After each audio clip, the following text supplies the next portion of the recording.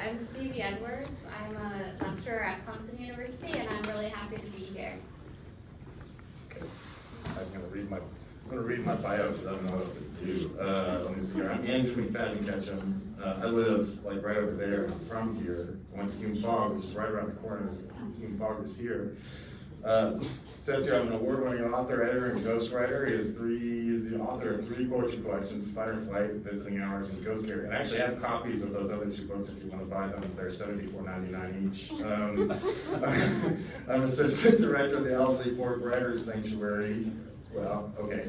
Founder and editor of PoemWithReed.com, acquisitions editor for Upper River Root Books. He lives with his wife, Karen, and their 3 children. One of them is here, right there. Looking a little bit disappointed that he's here.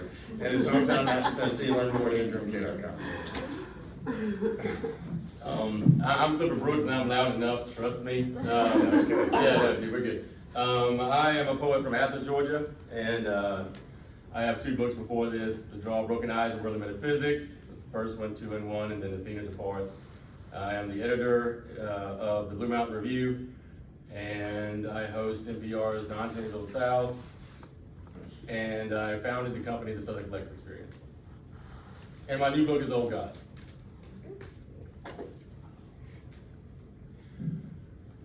And as Steve was saying, apparently we're all gonna read about masculinity, except for Stevie. But yeah, so the description of the reading, we're gonna address how the patriarchy and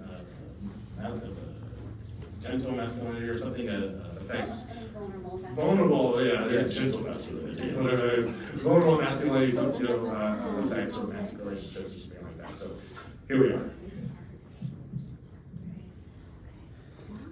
Well, I realized I forgot to do the whole bio part of this. So anyways, this is, I guess I'll start off by reading from my 3rd book, which is Quiet Armor. I'm also the author of Good Grief and Humanly, and the chapbook Sadness Workshop, and I'm the poetry editor of South Carolina Review. Go ahead. So this is a little unorthodox, given that we don't have a moderator. So what were you all thinking, like 15 minutes or 10? I was gonna read for like 30.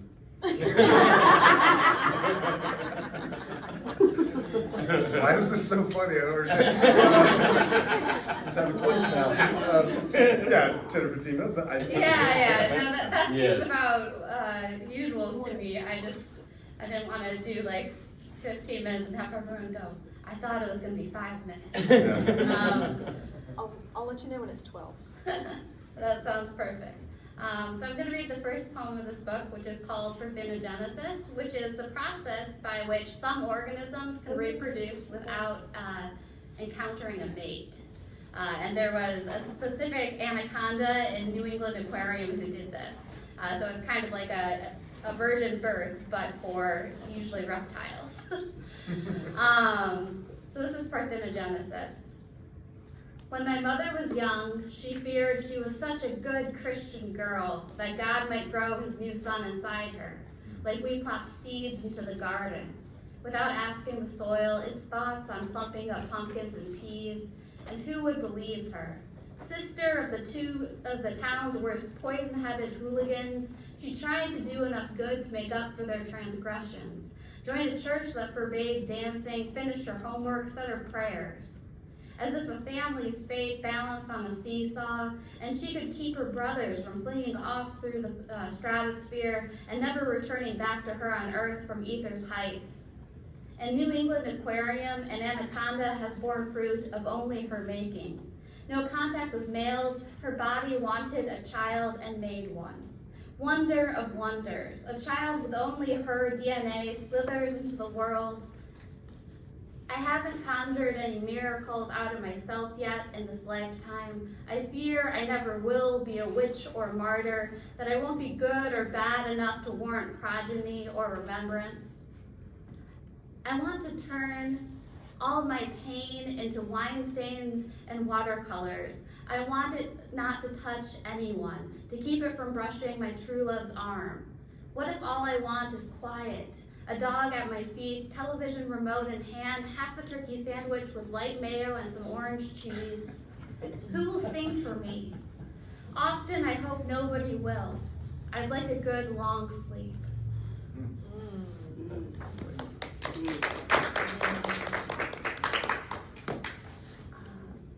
I guess I should give a content warning for this poem. So some of my poems deal with actually as a coming up on the 10-year anniversary of a suicide attempt. So or it's been 10 years since it happened. But some of my poems deal with that topic. So this is called Portrait of My Mother, age 56. Mom searches food labels for cancer. As she passes the age, her mother's brain grew crooked branches. In a gray minivan in a Target parking lot, she tells me she never made a plan for retirement, never thought she'd last that long. And I don't shout, look at me, I am living, I am doing this for you. Don't lower the window to Michigan's frigid progress to ask the stars how far out the story reaches with the two of us idling alive. I nod, knowing I wear the big eyes of her ghost mother. Mom waits for me to leave here, or leave her. 3 years ago I tried to swallow a bottle of Small Moons and didn't call her to say the hospital's new names for what the hell is wrong with me. When I finally told her on the phone weeks later, she asked if it was an accident, and I said no, so she never asked again. So we are silent now beneath the yellow glow of parking lights. We are accomplices or we are strangers, praying to gods who live on dying stars, fading, flickering. Can you all hear me all right? See, I'll read a couple more. So this is a poem that deals with, I have an uncle who served over 40 years in prison. He received a life sentence without parole as a minor. He actually ended up getting released in his, I think about 2 years ago. But it was because there was a Supreme Court case that made it illegal to give minors life without parole. And that was a couple of years back. So this is called Spell for Undoing the Life Sentence. My mother is not sitting in a high school classroom while another girl presents the week's current events. The current events are not a dead body. My uncle's friend doesn't tell the gas station clerk to give him the money. Nobody is threatening to shoot. It's not a small town.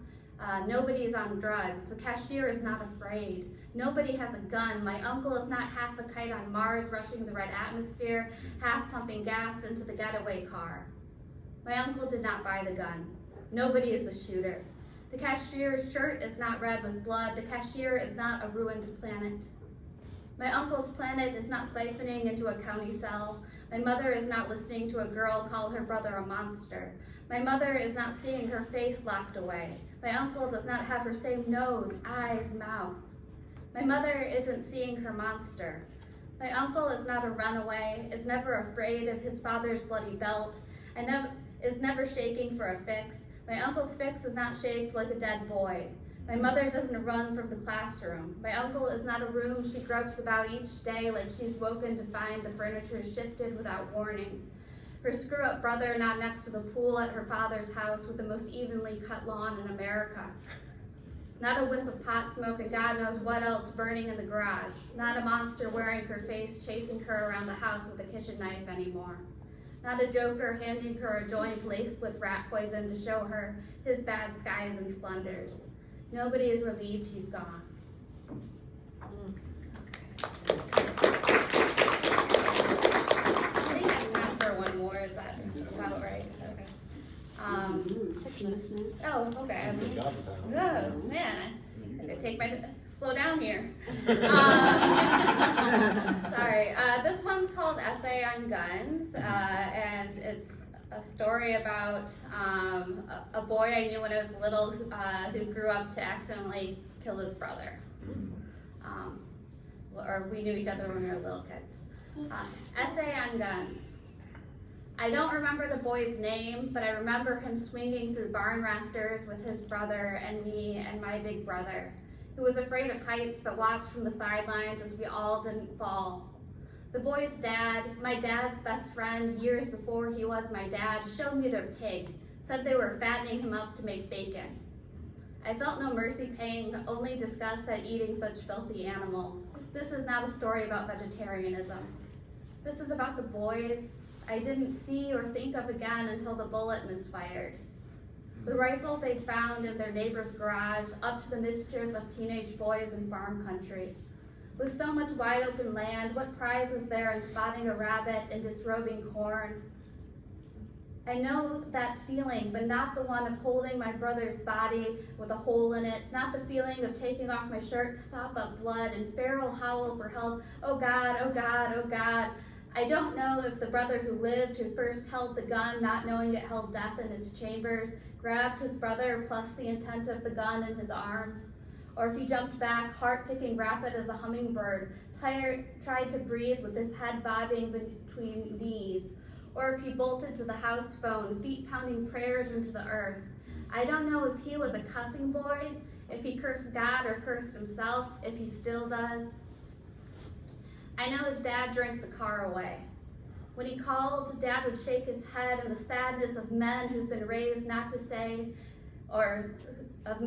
Dad would shake his head in the sadness of men who've been raised not to say, I ache, I tender, I can't see the sky through his death.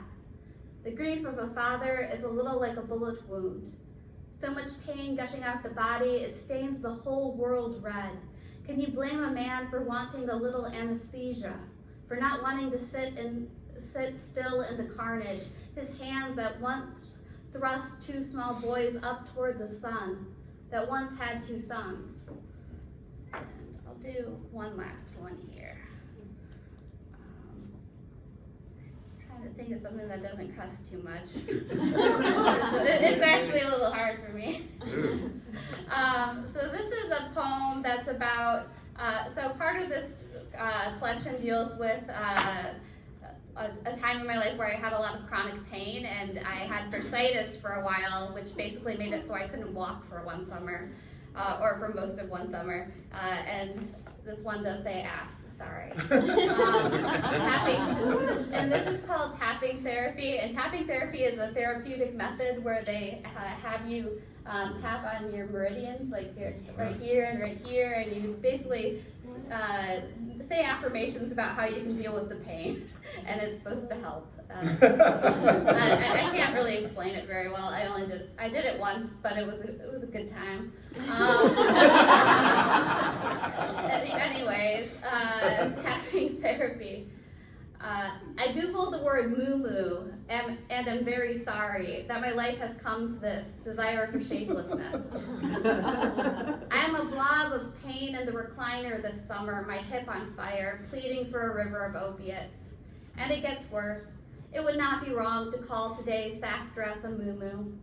The doctor says to ice my ass 6 times a day until the bursitis calms. And Carol, my sweet psychologist friend, Skypes from Oregon. This was before Zoom. Skypes from Oregon to talk about pain, about bad stories I've stored in my hip too long. She tells me to tap my face and chest and say, I can love myself with the pain, with the stories. And I sobbed for my uncle's bad hip, his never enough opiates and alcohol, embalmed middle-aged corpse, my own young wildnesses, the overdose, the paramedics who dropped my body like heavy groceries down a steep stairwell and gave me a new crooked gait. She says, I have wound shame into a small ball and stored it in my hips for years. And she is right, and my sobbing is right, but I don't know if the moo-moo is right.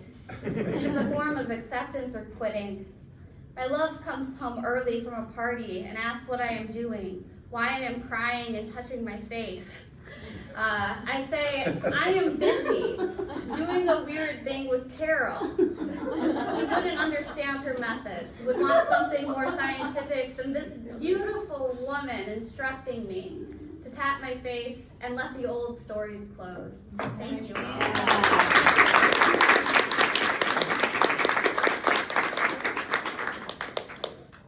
Is that an intentionally funny poem? Like, were you like, I'm gonna be funny in this, or is it just funny on its own? It just ended up being funny. I didn't really start out thinking I was gonna write a funny poem, but sometimes I feel like that's a good way to deal with pain. Yeah, for sure. Okay, so,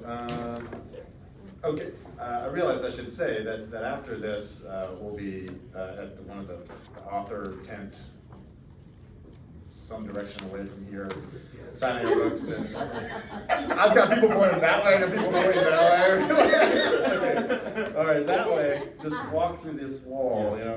We'll be selling our books and signing them and whatnot. And I mentioned this just because if you buy my book, you'll get a free bookmark, which is a seed packet. So when you get home, you can put this in the earth and follow the instructions, and wildflowers will bloom in your yard. This was entirely my idea. My wife had nothing to do with it.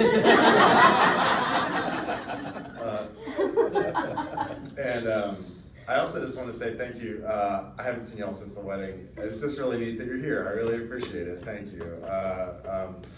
And good to see Jared from Human Fog. Good to see Nathan. Good to see lots of you. Good to see Christina. It's a neat group of folks. And if I didn't list your name, it's because I'm nervous. It's nothing to do with me not knowing who you are. Let me see. So this is my third book. It's called Fight or Flight, and it's about trauma of all sorts, but specifically the trauma of my divorce that happened a while back. I was married for 10 years and had to move on, and it's about the search for family after that, because essentially what happened was I have always wanted to have children, and after 10 years it became very clear that wasn't going to happen with the person I was with. She just didn't want to do that, and that's fine, but I had to move on. So that was quite a horrible experience. Now I'm very glad I did that because things worked out. But that's what this book is about. And I'm going to read a couple of poems. I'm going to read 5, I think. I think I'll have enough time to do that. And I'm going to start with On Earth, which is the opening poem in the book, and was recently on the Slow Down podcast. That's Major Jackson's, which he has a reading from his new and selected tomorrow at what time is it? 1 o'clock or so. But if you don't know what the Slowdown is, it's a pretty remarkable poetry project. I don't know how he does it. And in all honesty, it was kind of like the highlight of my literary career, other than publishing some books. I mean, it was like pretty amazing. So in honor of him doing that, I want to start with On Earth. If the dead don't know how on earth to live, how on earth can the living? Mistakes stack up like nights. We get in over our heads whether or not we truly love the ones we're with. No one asks to be dropped onto the glass like this, and though we do not rehearse our deliveries, we find ourselves delivered nonetheless into these thin-skinned vessels we call the self, in which we love and lose and love and lose again and again. And must learn to trust the stars are fixed in the ether, despite our first fevers. Our mothers either wringing their hands over us in our cribs through the night, or trusting our illness burns brightly, yes, but nowhere near as brightly as us.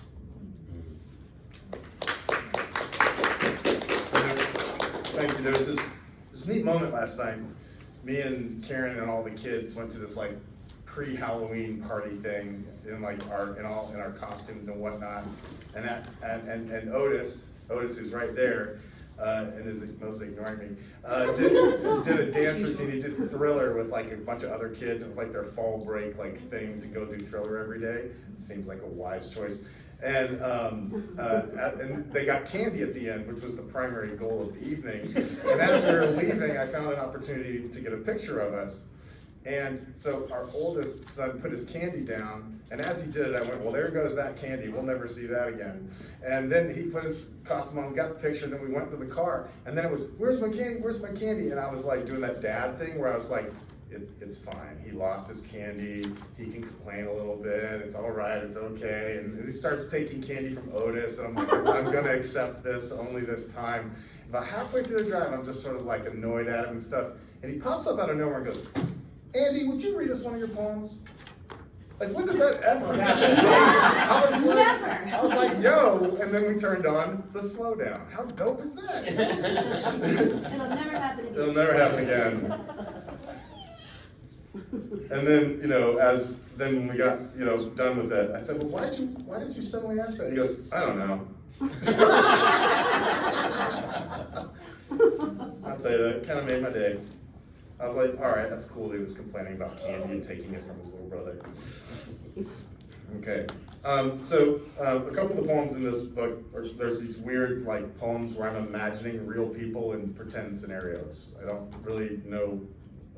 know what, but that's what happened. This is called The Dying Park, and this one's a little bit longer. Just hold on with me. The Dying Park. It was Chris who first saw the glowing snake that lazed across the alley between the Save-A-Lot parking lot and the park where our pets went to die.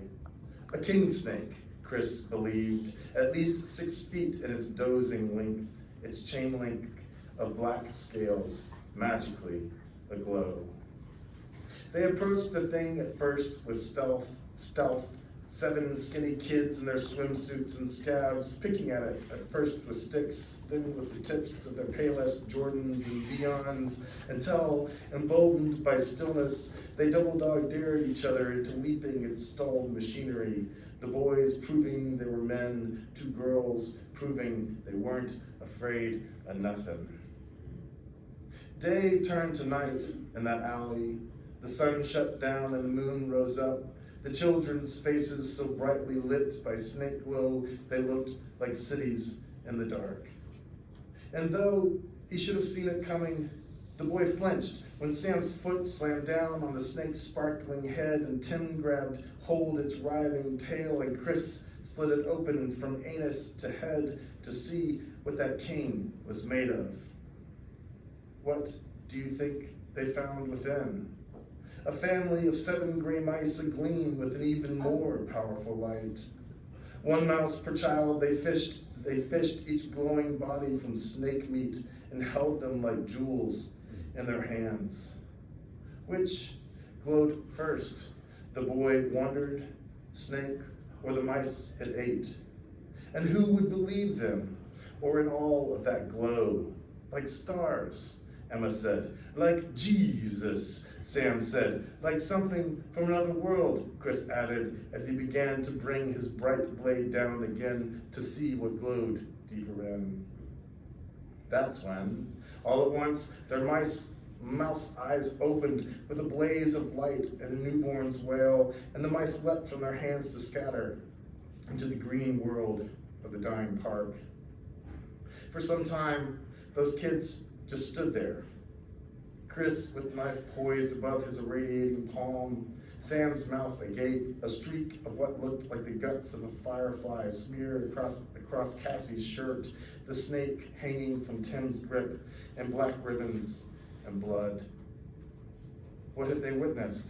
They wondered as they watched what glow remained from their hands in the creek that flowed between storm drains beneath I-40, that bright substance briefly illuminating the dark water with a seam of light that snaked into the mouth of the sewer system. Were those mice resurrected? The boy wondered the rest of the way home and the rest of his life. Or had they merely caught them dreaming when they unzipped that king's belly and gathered them in their hands?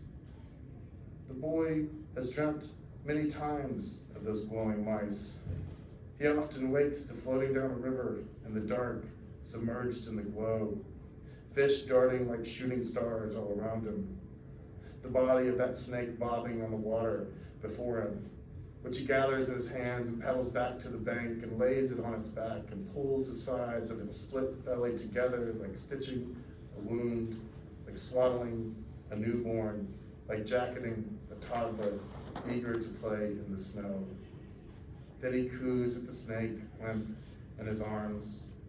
Then he gets back in the water. The glow is gone, but it cannot be far. If he swims hard enough with his one free hand, one free arm, perhaps he can find it again. Keep moving, he tells himself as the undertow builds. Keep moving, he tells himself as he feels the child unraveling in his arms. Keep moving, he tells himself over and over. What else is there to do?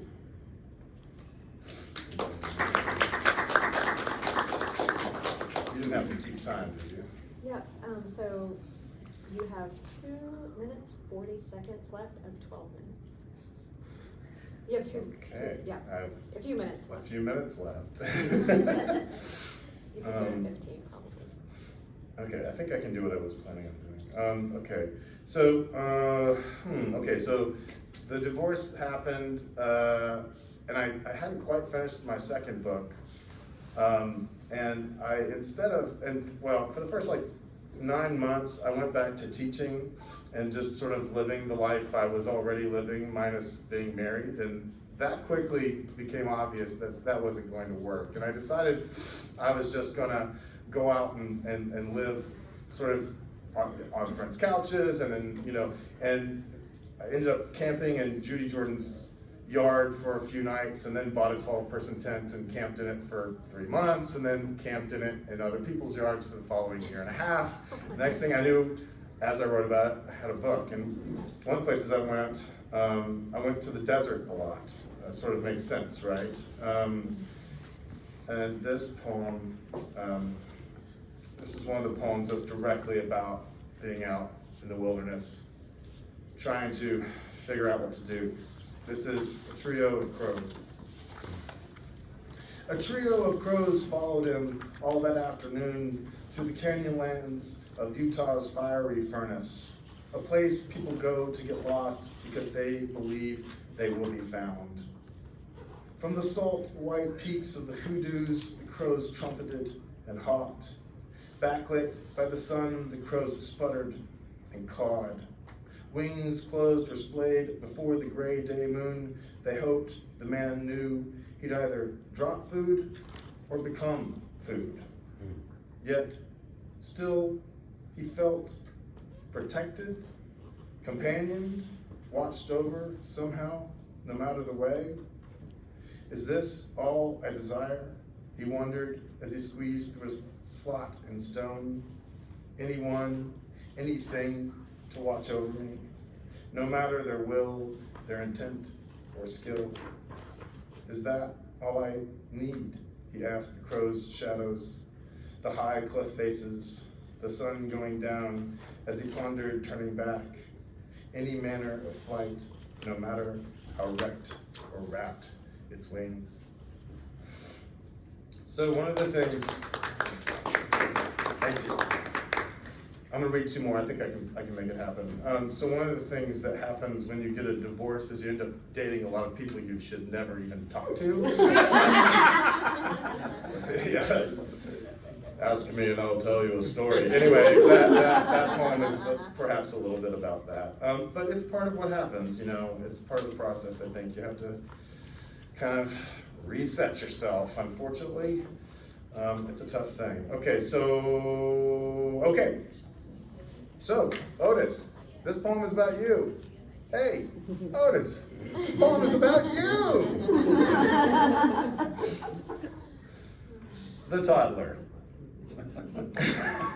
That's the poem, that's just the title. The Toddler. Almost anything will break the toddler's heart. His mommy's keys singing from the bowl of loose ends and change on their way out the door for work. Going to bed, taking a bath, getting the exact snack he just asked for.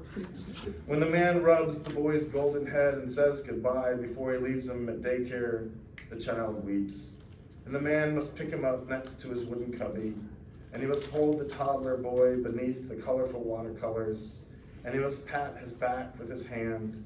He must kiss his golden indie head with his lips, and must say, in this order, "Don't worry, little one, don't worry. I'll be back. Daddies always come right back." Okay.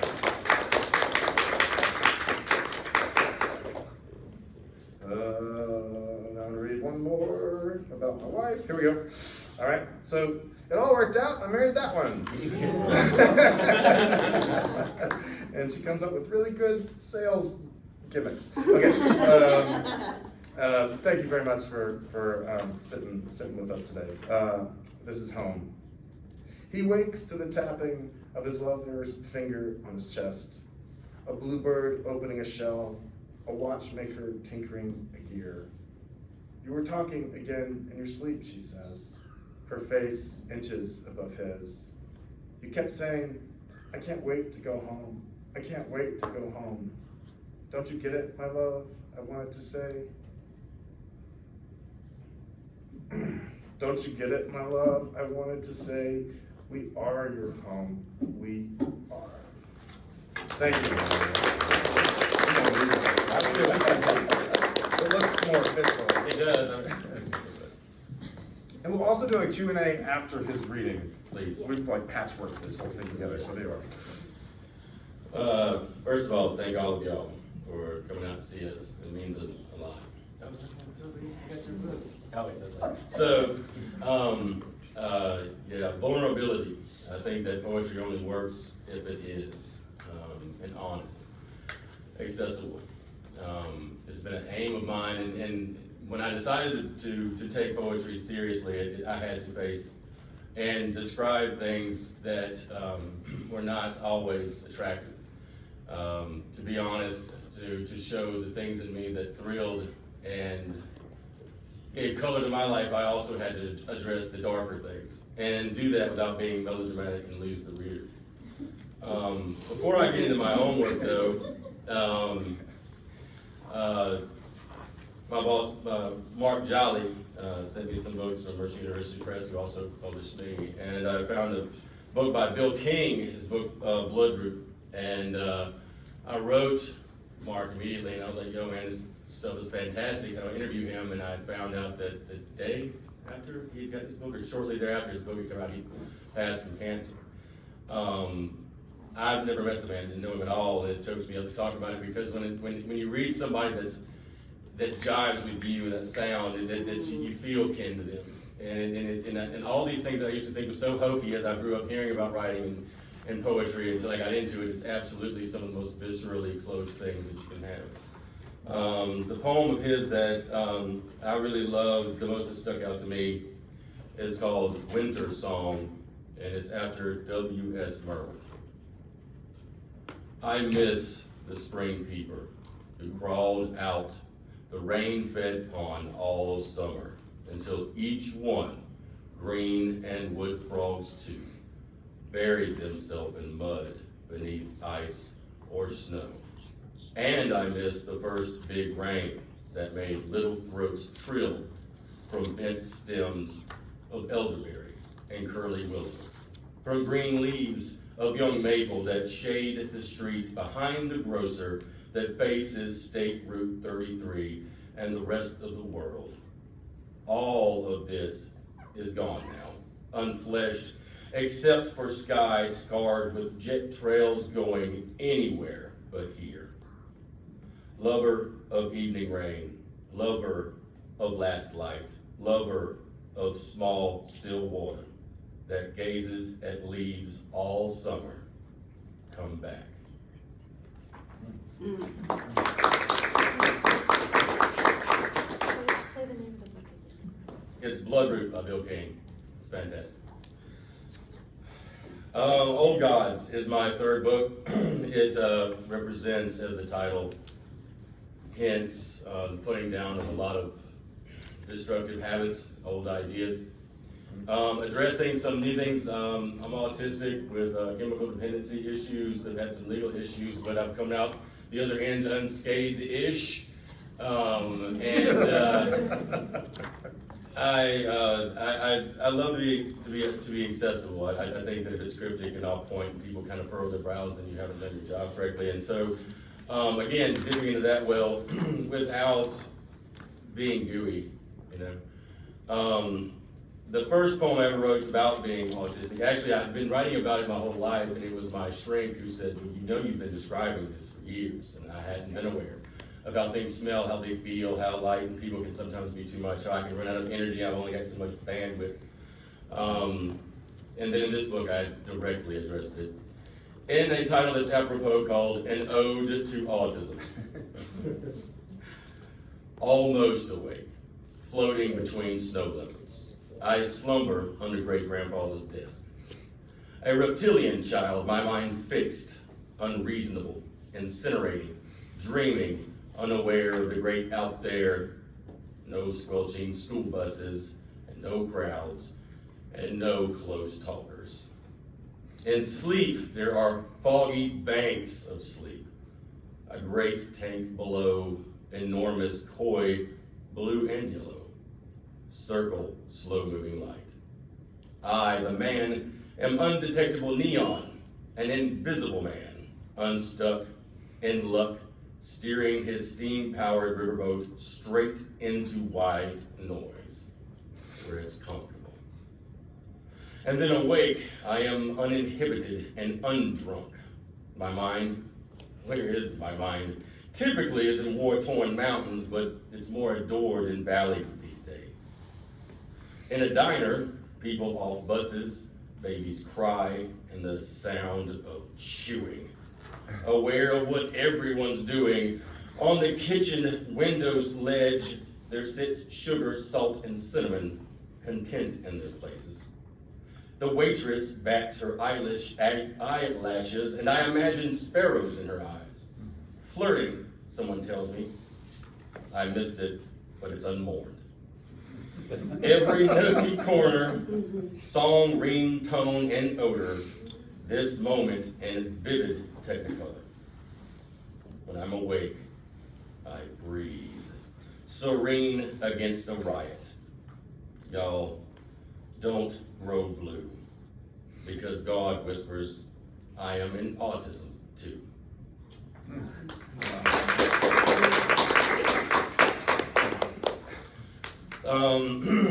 My grandfather, my daddy's daddy, who I'm named after, in his passing, we didn't see eye to eye. And for years I wrote this poem. And in the evolution of coming to terms with getting older myself and understanding that I didn't at a younger age understand this man who had fought in World War II, maybe I didn't have the years to know yet some of the life that he was speaking through. And in a poem that was very angry years ago, now has come to peace with that, and I'll share that with y'all. It's called Big Dad's Death Won't Let Me Rest. In Rolling Tire, I brood in the waiting room, and old television talks aliens and pyramids. I spar with my scary ability to stay angry. Cardinals beat wings against the window. A Lucky Strikes calendar cradles impossibly happy girls. They promise the smoother taste is a lady's favorite. Read to shreds are copies of Time and People and Guidepost magazine. This is not my grandfather's dealership. This joint is run by a ginger in Jasper jiving with tire rotations and an oil change. But the power tools sound and remind me of Big Dad. Air-powered whining tools, whizzing, wang, wang, wang, reminiscent of summer chores years ago, struggling up a ladder, still struggling. At night, stripped naked beneath the clubhouse awning, skinny dipping alone in a dark pool. Camel wides in the dark of a townhouse, those foolish, angry years. Now at 45, my quiet defiance expires. Big Dad's dead, unheard by the deceased. The lion, the tiger, and me. Please pile us all atop something noble. A song that sticks in the quiet. For I am the bum bearing down, a jagged man running from the ghost clown. And I wish you the worry that wears me out.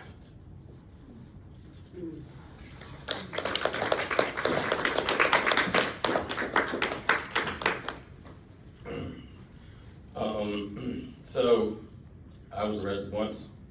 Me too. Word. Sorry, I'm not in the club. Vulnerable masculinity. Yeah, exactly.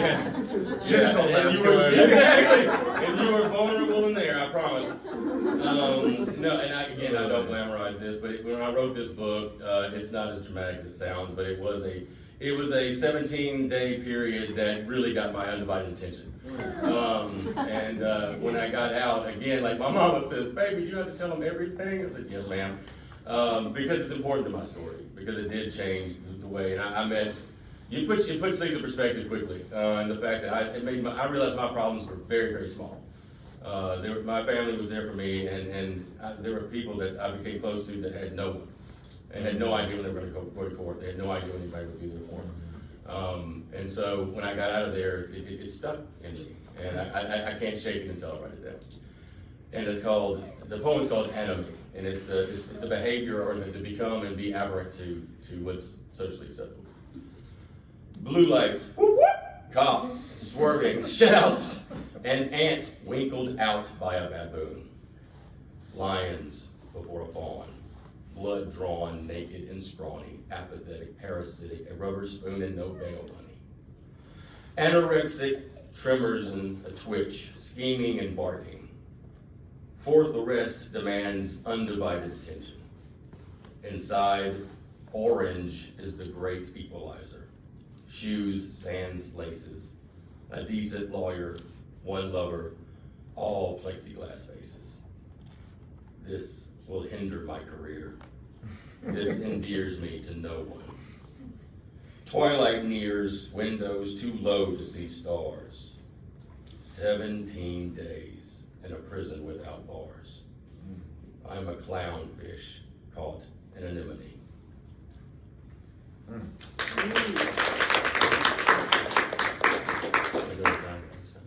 Oh, the timekeeper's my fiance, Anna.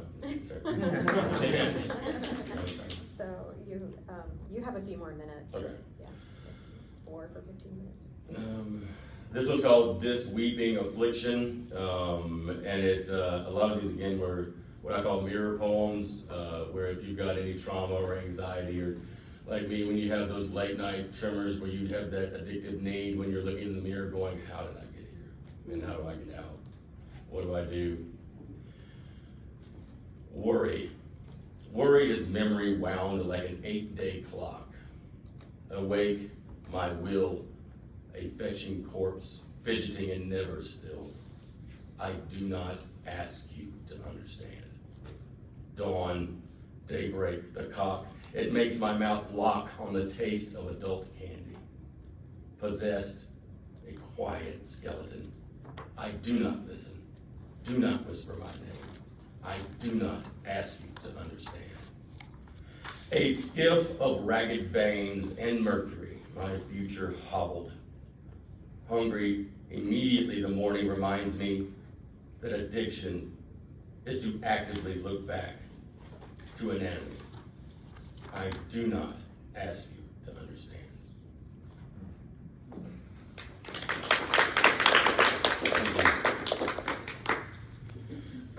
My daddy and I, we too had problems. It seems to be in my contract somewhere.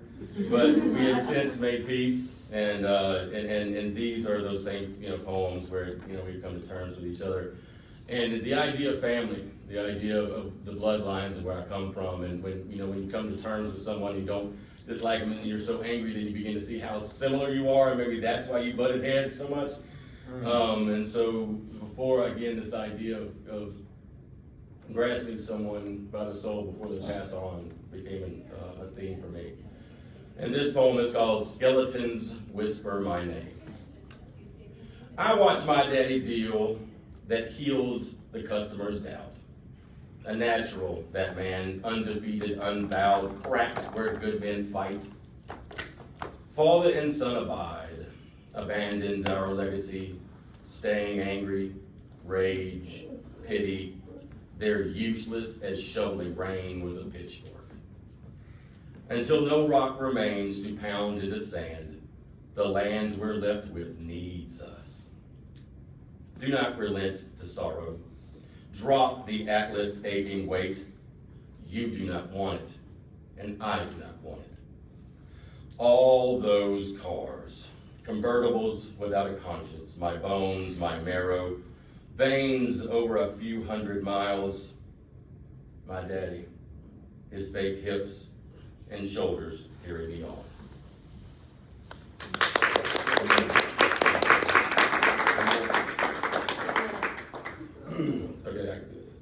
This is, I mean, again, these are some of like the random ones where it's neurons that pop in your brain, and I write this down and I figure out, okay, well, I'll know what this means in about 10 years. I don't know if y'all have ever done this, but I've written poems, and at the time, I had no clue what this means. It sounded pretty, you know, and I put it in the book, and then, no joke, it sounds so hokey. 5, 6, 7 years later, I go, oh, that's what that means. And so I should write a poem like that. It's like a love letter to yourself almost. And this is one of those odd little neuro clips. It's called Wolf. Be it Beowulf or Virginia Woolf, heroism is my undrowned life, lifting rocks from deep pockets. Not heroic, deaf against silence, wonderfully made, unafraid, content and undulant. I might be that kind of bird that dances while casting a net for people. No cry, no foul, no church, wrong derby. I am a monstrous barn owl. Wear the hat and cravat of a bona fide man, the smell of leather, the sternum pregnant with laughter. Be it Beowulf or Virginia Woolf, be Beethoven, sitting up, deciding solitude is company enough.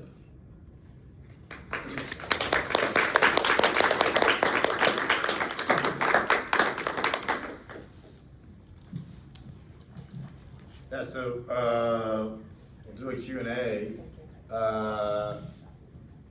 Do y'all want the mic or to pass the mic around? And then you can drop it every time? I can run it out to people. Do it like that? Yeah, that would Yeah, be who good. has a question? Who has a question? If you don't have any questions, I can just give you one.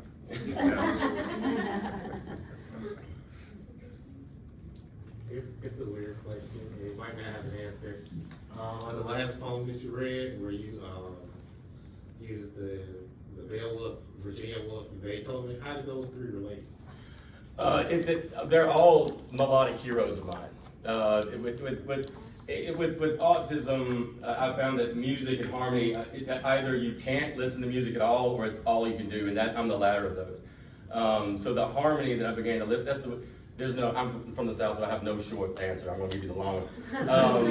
I realized that everything, I began to write poetry because I realized that I couldn't play music the way music makes me feel.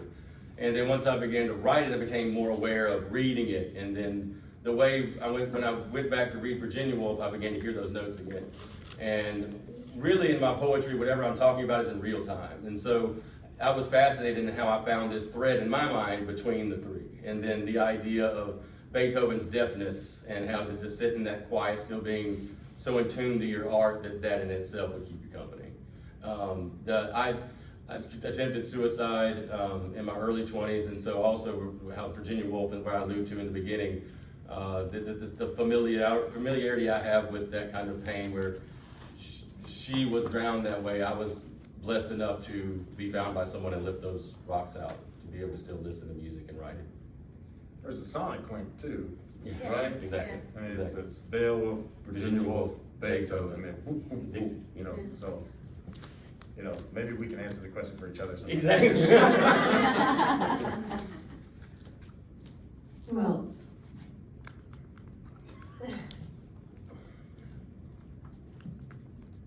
Well, I've got another question for you. I've got a 29-year-old daughter with autism, so I'm a 26-year expert.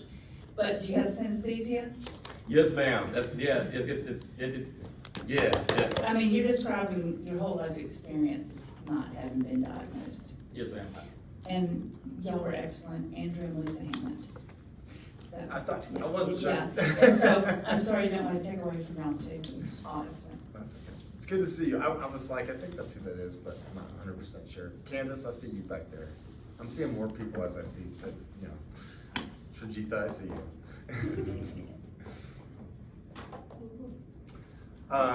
You know, definitely the Boston Celtics. Well, y'all want to know who's going to win the championship this year. Definitely the Celtics. Here, I'll just, I don't need it. Yeah, you're good, you're good. I'm pretty good. But I will ask, this is for everybody, I don't need it. A lot of people have hearing loss. Okay, thank you. So this is for everybody. If you could just tell me what are some of your sort of influences in this type of poetry that you guys write?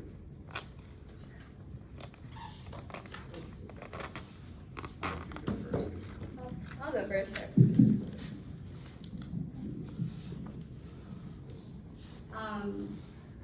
One of the biggest influences for me is the poet Jan Beatty, if anyone knows her work. She's an incredibly vulnerable poet who, can you hear me okay? She's a very vulnerable poet and she writes a lot about working class issues, which is something I grew up writing about a lot. It just doesn't want to do its thing. Yeah, it's still working. You can hear me hopefully. Yes. So definitely Jan Beatty. Also, a mentor of mine was Rachel McKibbins, who's a wonderful poet. She has her latest book was out on Copper Canyon called Blood, which I can't recommend enough. That's a really hard question to answer because I'm amazed you could just say two names. I would be like, blah, blah, blah, blah, blah. I have so many. And honestly, the best way for me to answer the question is I've been running a website called poemsoftheweek.com for 17, almost 18 years now, and pretty much anybody on there is someone that whose work I enjoy and whose work has had an influence on me. I will say, if I could come up with a few names, I mean, Robert Wrigley, definitely just, I think he published his 10th book recently, and just, for good reason. He's a really amazing poet, writes a lot about the outdoors. And so Judy Jordan was my main mentor in graduate school. If you don't know who she is, it's because the poetry world has failed, and there's lots of people we don't know of, and she's one of them. She's absolutely mind-blowingly good. And then, I'll stick with those two. I think I feel pretty good about that. This question. Okay, This question. Dante, Beethoven, St. Vincent Millay, Edna St. Vincent Millay, Richard Blanco, Robert Pinsky, and then, music, so much, Bob Marley, Wu-Tang Clan, Janis Joplin, Joan Baez, I'm the little guy. There's so much of that incorporates in my head because when I write, I kind of drown myself in it, and so there's just so many of those neurons that bounce together. And my mama, she's a big influence too. That's not fair. Your mom's also a poet? What?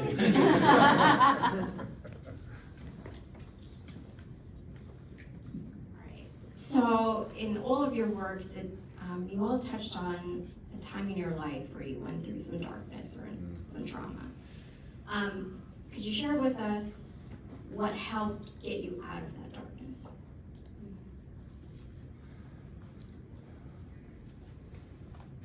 Sure. So this might sound like a corny answer, but really writing helped me get out of that darkness. When I was, about a decade ago, I went through a lot of trauma around, I had been groomed as a young poet by an older male poet, and there was a lot of trauma around that, and I ended up trying to take my own life, and it was really poetry that largely got me out of it. That and therapy I recommend. Most people need therapy, I think, at some level. But I think it really helped me to process things. And some of those poems were crap. A lot of them were crap. Not everything makes it into the book, but getting it out of your head and out of your body onto the page, I think, can be a very healing process. Yeah, I was going to say the book definitely was a big part of it. My second book is all about Mary Interlandi, who took her life in 2003, not far, like less than a mile from here. And absolutely, there was a therapy that was really going to help with my friend jumped off a building and disappeared and was gone forever. So the book really healed me. But this book, it was the act of writing the book, and then it was a lot of therapy. I got really into really small things. I got really into tracking animals. I didn't write a poem about it, which is too bad because this experience was pretty amazing. I was in Utah again, hiking in a big crater of a meteor from 700,000 years ago, and I actually tracked a cricket in the sand. Then another time I tracked a bobcat around Devil's Tower National Monument, which is almost the stupidest thing I've ever done. Pretty close, you know. But just like, you know, focusing on one print of the animal and then having to get down, sometimes on hands and knees. This is not an exaggeration. If you read about tracking or you do it, you know this. You get on all fours and you literally look at the ground like this because it gives you a different angle, and all of a sudden you can see the animal that was there. You know, it's pretty rad. And if I came across animal poop, I would literally open it with a knife to figure out what it was eating. Yep, that's right, Candace, I did that. So, you know, really focusing on small things. And then, I mean, the last answer to the question, I'm still recovering from all sorts of, just a sort of an unbelievably bizarre sequence of life events that were completely out of my control. I'm still recovering, mostly recovering. The last answer is, there's a 12-step program called ACA, and it's, wait a minute, Adult Children of Alcoholics. But it's also for adult children of dysfunctional families. And, you know, I go every other week, I work the steps, I'm on step 3, by the way. I've been doing it for like 2 years. It's a very slow process. And there's a community around all of this that's really valuable. So if you are dealing with trauma and that kind of thing, I can't preach with enough happiness about 12-step programs and how valuable they are. Got about 90 seconds. I attend AA every day. I too in the 12-step program. That keeps me grounded. Faith, music, family. Faith. I got reconnected with all of that. That was real. When you lose everything, there's a freedom in there. And I was lucky enough to rebuild, and again, that community, and then to find, and a big reason, the reason that I founded the Southern Collective Experience was to gather other like-minded artists, because, and every single vocation is like this, when there's any kind of hierarchy, where there's more success, but the art world's kind of fraught with that kind of cannibalism in a way.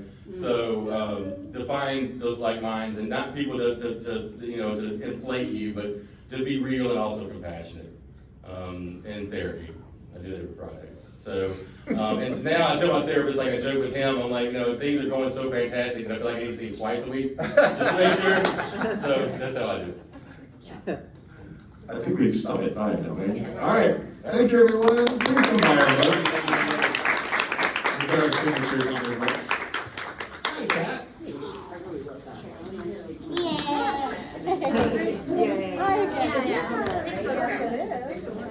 Yeah, you too.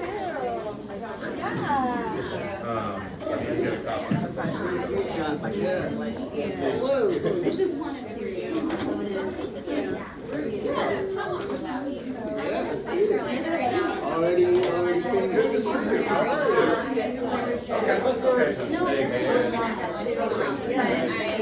teach at Hudson University. Hudson University. I want to.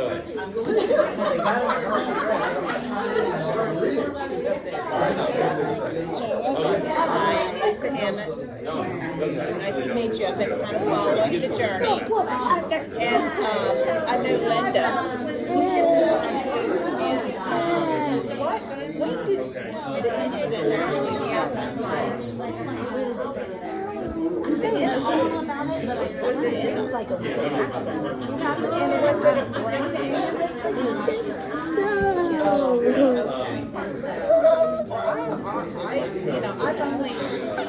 I probably met her 10 years ago, and I've known of her. And then I've reconnected through Facebook, and I realized she had the retreat center. And so I've been twice. But I was, yeah, and I know that y'all spent a lot of time up there, and for help. But I was concerned about her health. Well, I don't